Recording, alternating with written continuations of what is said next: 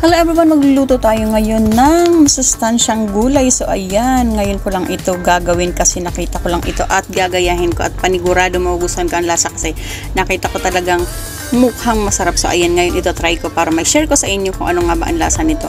So ayan yung gulay na okra. So ayan, lalagyan natin yan ng garlic kasi ang luto nito ay okra with garlic and oyster sauce. So ayan ang ating mga sangkap. Syempre hindi pa rin mawawala ang aking siling labuyo. Pwede naman itong walang siling labuyo, depende sa inyo. So ako nga, alam nyo naman, ayan na yung aking signature, ang siling labuyo. So ayan yung mga sangkap. At syempre ayan, ginisa ko muna yung bawang at syempre sinama ko na rin yung siling labuyo. Wala yan sibuyas, bawang lang yan. Syempre madami para naman talagang malasang malasa yung ating gulay. So ayan nga, ginisa ko na yung sangkap at syempre nilagay ko na yung okra. So ayan, hinalo-halo ko lang yan, ganyan. Igisa muna natin yan ng saglit para naman kumapit yung bawang, yung lasa ng bawang sa ating okra. So ayan, hayaan lang natin yan ng saglit. So ayan, syempre lalagyan na rin natin yan ng toyo. So ayan, konti lang na toyo kasi lalagyan pa natin yan ng oyster sauce. So ayan. Ayan, ginisa ko muna yan sa toyo. Ayan, hayaan lang muna natin ng saglit.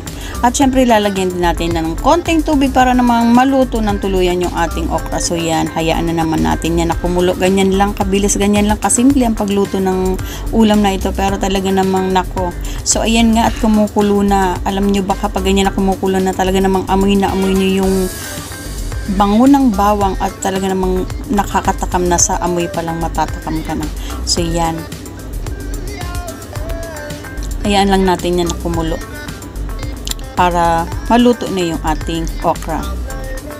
So eto na nga, ayan na, konti na lang yung sabaw. Kaya ayan, nilagay ko na rin yung ating pampalasa at syempre yung ating paminta. At ang pinaka-pinali dyan, ilalagay na natin yung ating oyster sauce kasi yan ang mas makakapagpalinamnam sa ating gulay na okra. So yan, o diba? Ayan na nga at yan, luto na yan. So yan, hayaan lang natin yan na kumulo pa ng konti para namang kapit na kapit yung lasa ng ating oyster sauce at ng bawang sa ating okra. So yan, o diba? Naku, itsura pa lang matatakam na talaga kayo. So yun, malapot na nga siya kasi diba yung okra malapot yung laman ng okra. Kaya ayan, mas lalong lumapot yung sabaw.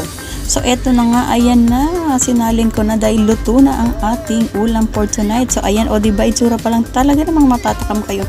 I-try nyo itong lutuin, panigurado magugustuhan ninyo kahit ng mga anak nyo kasi malasang masarap itong ulam na ito. So yan nga ang aking ulam for tonight. So ayan, try nyo na itong lutuin. Ang spicy okra with garlic and oyster sauce. O diba, napakasimpleng ulam pero talaga namang masarap at masustansya.